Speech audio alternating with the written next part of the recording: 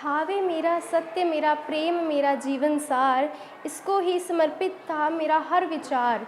अंधेरे में रोशनी, निराशा में आशा, संगीत ही था मेरा धर्म, संगीत ही मेरी भाषा।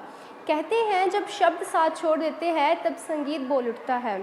सुप्रभात आदरणीय प्रधानाचार्य जी, अध्यापकगण एवं मेरे प्रिय साथियों, मैं doctor Daulatram Bhalla DAV secondary public school की छात्रा चाहत लुथरा 10वीं कक्षा की छात्रा आप सबके समक्ष एक ऐसे विषय पर कहानी लेकर आई हूँ जहाँ ना धर्म, ना जाति, ना भाषा, केवल संगीत ही था मेरा मजहब।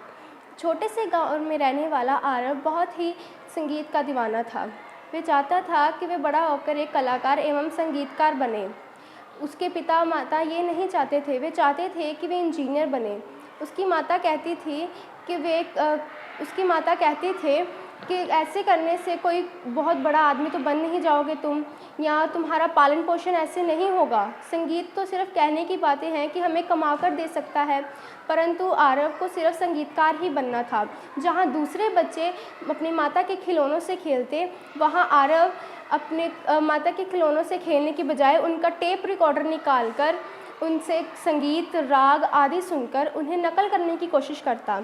आरव के लिए संगीत सिर्फ एक शौक नहीं, उसकी आत्मा की भाषा थी।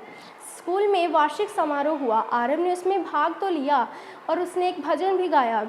सभी लोगों को उसका भजन बहुत पसंद आया, पूरा हॉल तालियों से गूंज उठा। तब आरव को बहुत अच्छा लगा, सभी लोगों ने उसकी प्रशंसा भी की।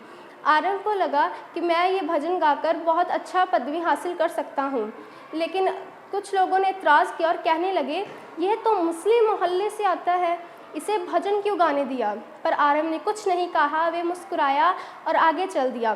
फिर कुछ लोगों ने उसे एतराज़ किया, उसने अगले साल फिर कव्वाली गाई। लोगों ने कहा, अरे ये तो हिंदू बच्चा है, अब इससे कव्वाली क्यों गानी शुरू कर दी।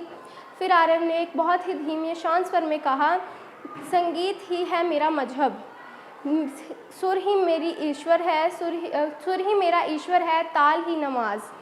ना मैं किसी धर्म का गायक हूँ, मैं सिर्फ संगीत का साधक हूँ। फिर उन लोगों को बहुत शर्मिंदगी महसूस हुई। तब लोगों ने कहा कि हमें यहाँ से चले जाना चाहिए, ये तो इसने बहुत ही शर्मिंदगी महसूस होने वाली बात कह दी हमें। फिर अगले थोड़े कुछ साल बाद वह बड़ा हुआ और उसने एक साक्षात्कार में बुलाया गया उसे। वहाँ एक साक्षात्कार में पूछा गया कि आपका मजहब क्या है। तब आरव ने कहा, मेरा मजहब तो संगीत है, क्योंकि जब सुर बजते हैं ना हिंदू रहते हैं ना मुसलमान, केवल इंसान रह जाते हैं।